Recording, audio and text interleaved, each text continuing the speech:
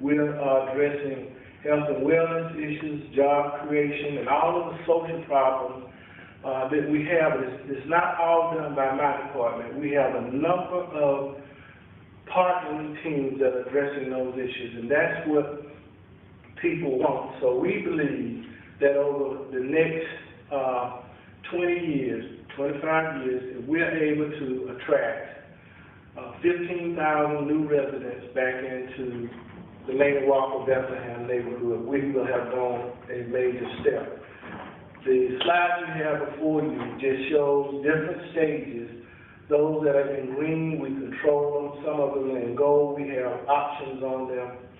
We also indicate the ones that are owned by institutions, and those, a few of them are homeowners, and some of them didn't want to sell. And when they didn't want to sell, we did not use eminent domain in not one transaction.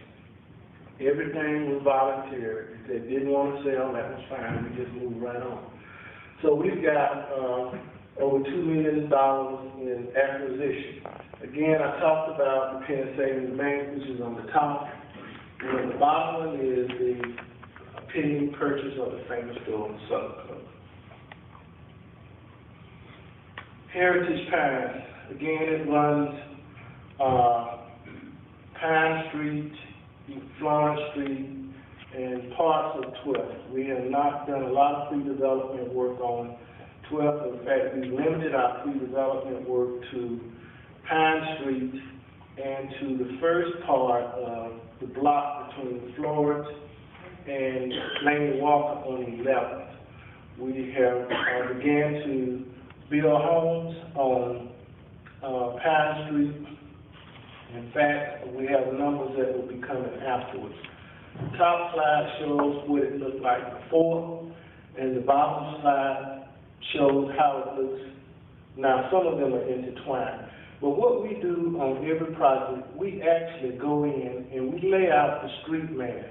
Before we do anything, we come up with all of the designs, and we make sure that the rooftops and everything has a consistent mass, so we don't have the street looking like hopscotch, up and down. We try to make everything complement each other, and that's one of the major reasons why the street really looks like it does. We actually lay it out, taking photos of what it was before, and come back and try to look at placing a house on each lot.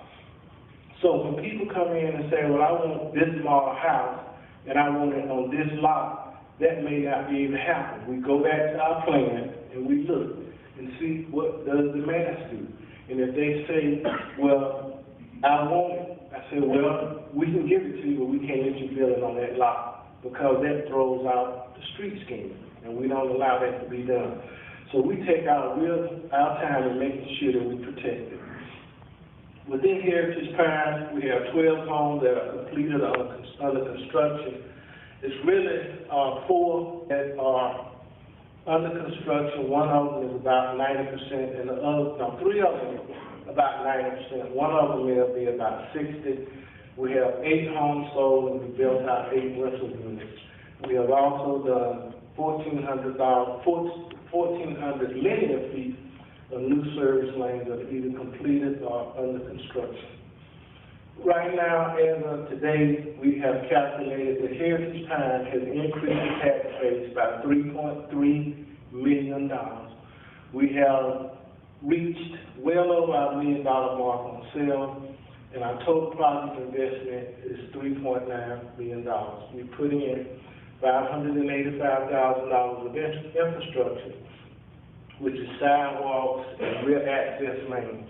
We designed Pine Street to have no street parking. It's a small street as it is. So what we did was develop rear access lanes so that the homeowners will be able to drive into the lane and then drive into the rear garage, the garage that is at the rear of their home. So we will have very limited street parking, and it's been accepted and received very well, and that's what we're going to try to complete. Elected, we all had on nice new blue suits and white shirts and things of that nature. We were all ready. And right in the middle of my presentation, Ms. Spears said, I have a question. I said, well, I'm not saying, I said, I got a question. I said, yes, ma'am, what's your question?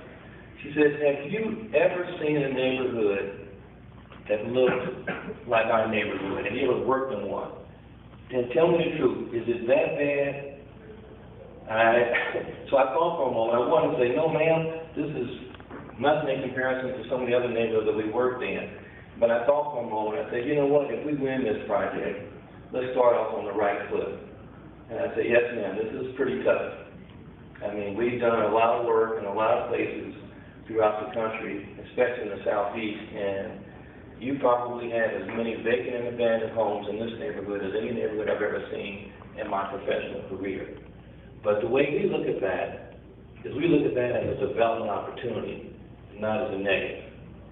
Because when you are working in an urban neighborhood such as Laney, Walker-Bethlehem, you know, you would much prefer to start with vacant lots and vacant buildings and try to move away from that. And that's what we've been able to do in this project. And we also recognize as we move through this next phase of our meeting, which I'm going to make fairly quick, when we talk about looking forward to 2012, that as proud as we are about the accomplishments that we've been able to achieve with your help and your support in 2011, as with any developer, and quite frankly with any consultant, is what have you done for me lately? So, you know, hopefully we'll be back here this time next year talking about some great accomplishments that we've made in 2012. One of the first things that we want to be able to do is move forward in completing Heritage Pine. Mr. Willer told you a lot about Heritage Pine. One of the new phases of Heritage Pine is 11th Street between Laney Walker and Florence. True. We've got a good start, but it's not good enough. We've got a lot of awards, but they're not good enough.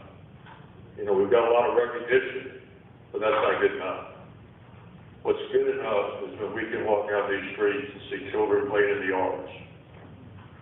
We can see our schools full of people that can walk to school.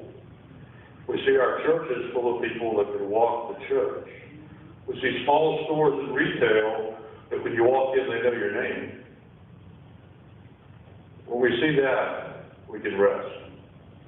I've said on more than one occasion that this poor neighborhood has too many houses with holes in its roof and rats in its basements for any of us to ever get a good night's sleep.